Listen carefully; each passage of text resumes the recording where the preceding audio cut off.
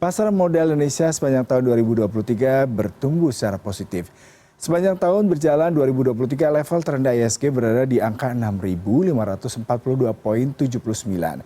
Sedangkan level tertinggi di angka 7.313,34. Namun masih ada sederet pekerjaan rumah yang menanti Bursa Efek Indonesia maupun para anggota bursa lainnya pada 2024, yakni memberikan literasi dan inklusi keuangan dan memberikan program untuk menjangkau investor di daerah untuk mendapatkan akses ke bursa. Untuk membahasnya sudah bergabung melalui sambungan virtual Bapak Iman Rahman selaku Direktur Utama Bursa Efek Indonesia. Selamat pagi Pak Irman. Selamat pagi Mas Yuda. Ya, selamat tahun baru Pak Yani, salam sehat juga Pak. Ini yang menarik kalau kita bicara mengenai bursa, kita bahkan pertumbuhannya itu nomor 2 di Asia setelah Vietnam, bahkan mencapai 6,16%. Nah ini suatu pertumbuhan yang cukup baik, performanya menarik di 2023. Bagaimana Anda melihat ISG selama tahun 2023 Pak? Dan faktor utama apa yang mempengaruhi kinerja indeks saham tersebut Pak? Baik, makasih Mas Yuda. Selamat tahun baru buat semuanya.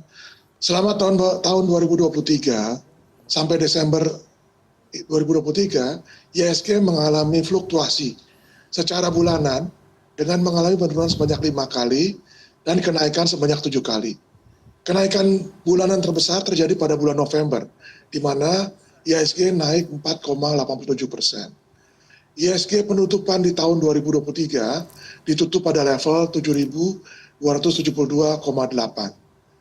Secara umum, selama tahun 2023 menunjukkan kinerja yang positif. Terdapat 3 faktor yang mendorong kinerja positif ISG, yaitu yang pertama, resiliensi perekonomian domestik.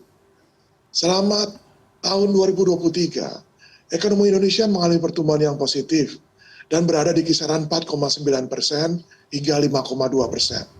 Data tersebut menunjukkan ekonomi Indonesia relatif lebih resilient dibandingkan dengan beberapa negara lain di ASEAN, Uni Eropa, dan Amerika Serikat.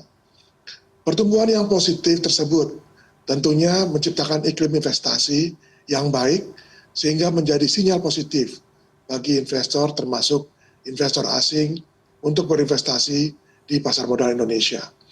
Yang kedua adalah pertumbuhan jumlah investor pasar modal. Jumlah investor pasar modal Indonesia terus mencatatkan pertumbuhan dalam beberapa tahun terakhir.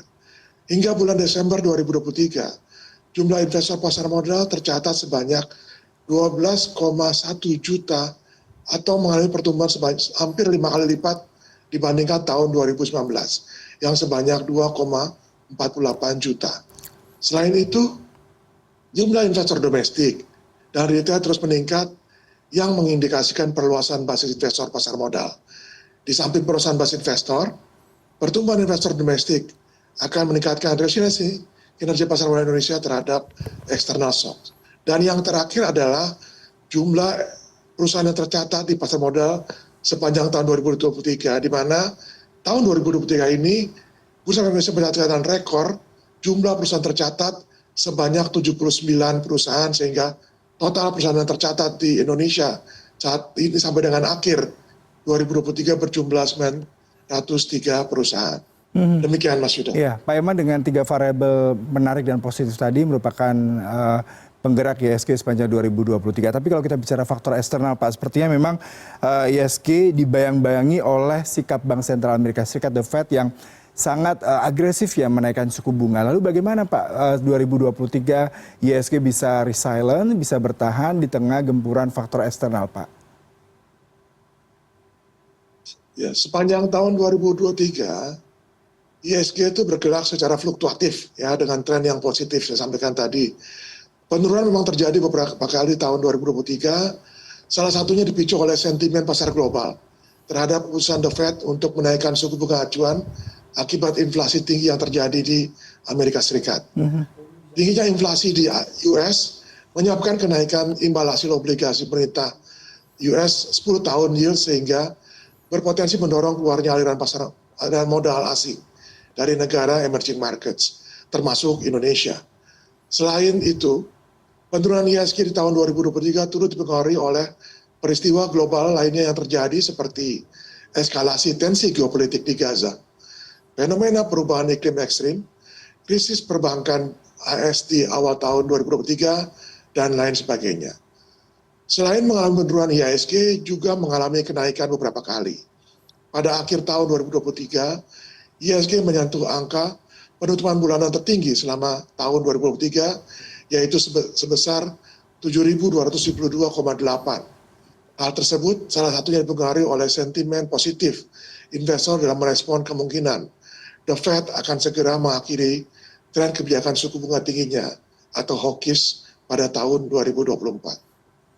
Bahwa dengan kondisi global tadi apakah juga berpengaruh terhadap nilai transaksi Pak? Di beberapa referensi yang saya baca dari Januari hingga November 2023 Pak, nilai transaksi hanya 10,5 triliun per hari.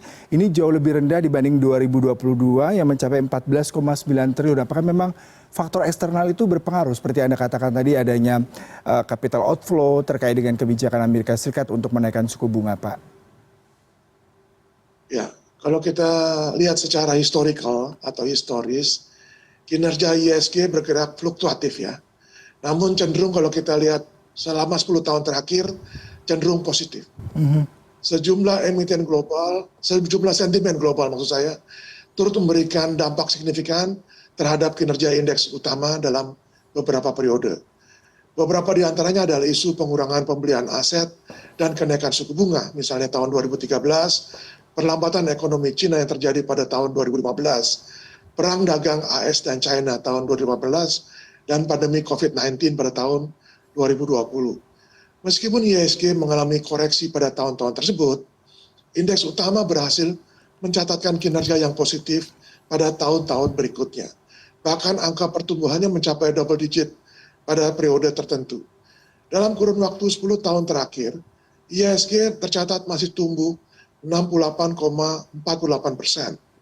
Perkembangan ini mencerminkan bahwa IHSG masih mampu mencatatkan performa yang solid di tengah berbagai isu-isu ekonomi global. Berkaitan dengan hal tersebut, sejumlah perkembangan ekonomi global masih mengaruhi prospek IHSG tahun 2023 dan tahun-tahun berikutnya. Namun, kondisi makroekonomi Indonesia saat ini masih tergolong positif dibandingkan ketika periode krisis sebelumnya. Berbagai indikator makroekonomi seperti pertumbuhan ekonomi, kurs rupiah, inflasi, rasio kredit bermasalah, tingkat suku bunga, cadangan devisa, dan rasio utang menunjukkan perekonomian domestik masih mencatatkan kinerja yang solid dan terkendali. Dengan demikian, Bursa Efek Indonesia optimis akan prospek IHSG di tahun-tahun mendatang. Dengan makroekonomi yang baik, kinerja ekonomi dalam negeri, inflasi terjaga, kurs juga, kemudian juga bagaimana pemerintah bisa mengatasi inflasi. Lalu bagaimana BI melihat keterlibatan investor asing Pak di dalam pasar saham Indonesia selama 2023? Berdasarkan data per akhir 2023, kepemilikan investor institusi asing mendominasi dibandingkan dengan kategori investor lainnya, yaitu domestic retail dan institusi retail. Hal ini tercermin dari porsi investor institusi asing yang sebesar 47%, lebih tinggi dibandingkan dengan investor institusi domestik maupun investor retail, dengan persentase masing-masing sebesar 36% dan 17%. Meskipun demikian, persentase ini turun dibandingkan realisasi pada pra-pandemi yang masih mendominasi di atas 50%.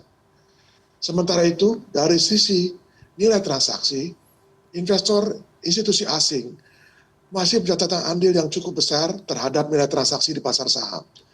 Ini terbukti dari kontribusi nilai transaksi investor institusi asing hingga akhir 2023 yang sebesar 33%, di atas kontribusi investor institusi domestik yang sebesar 29%, namun masih di bawah kontribusi investor retail sebesar 38%. Di samping itu, angka ini juga tumbuh dibandingkan dengan kinerja tahun 2022 di kisaran 31%. Pak Iman, adakah kebijakan pemerintah atau regulasi baru yang diantisipasi akan berdampak signifikan terhadap pergerakan IHSG pada tahun 2024 ini, Pak? Secara umum, terdapat dua poin penting yang berpeluang berpengaruh terhadap kinerja pasar di tahun-tahun mendatang. Yaitu yang pertama adalah Tentu saja tahun 2024 adalah tahun pemilu. Di tahun politik atau pemilu, tentu saja berpotensi meningkatkan tingkat konsumsi dalam perekonomian. Permintaan akan produk-produk dari sektor tertentu yang berkaitan dengan kampanye, misalnya seperti makanan, minuman, tekstil dan produk tekstil, percetakan, serta transportasi berpotensi meningkat. Selain itu, saat pemilu biasanya pemerintah mengeluarkan anggaran untuk proyek-proyek infrastruktur dan program-program lainnya untuk memberikan dukungan pelaksanaan pemilu tersebut. Hal ini dapat mendorong geliat ekonomi dan pasar modal Indonesia.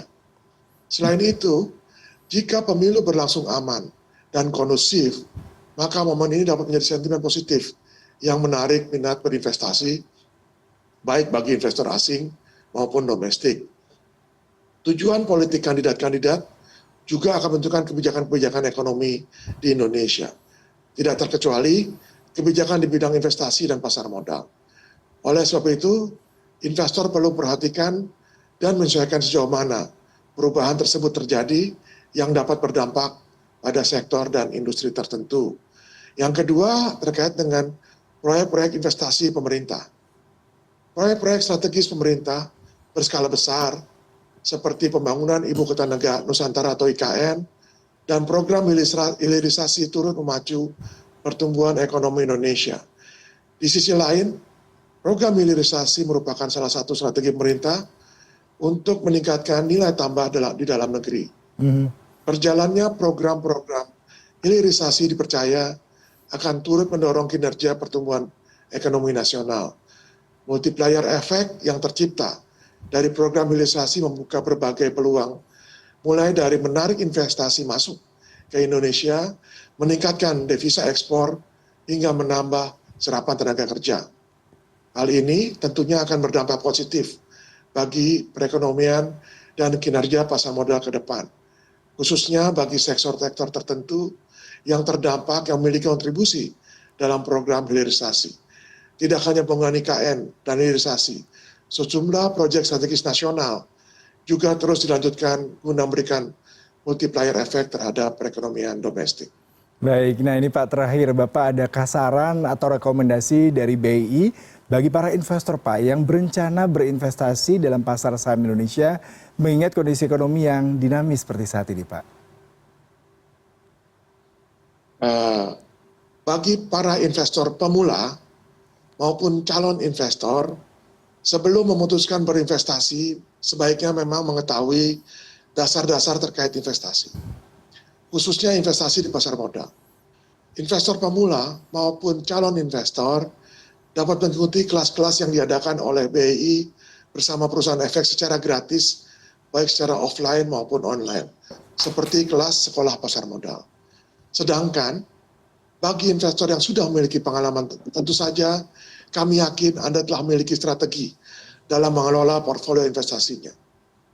Investor bisa perkuat analisis fundamental serta teknikal, serta senantiasa update terhadap informasi yang ada, baik di skala nasional maupun global yang dapat menjadi dasar pengambilan keputusan dalam berinvestasi.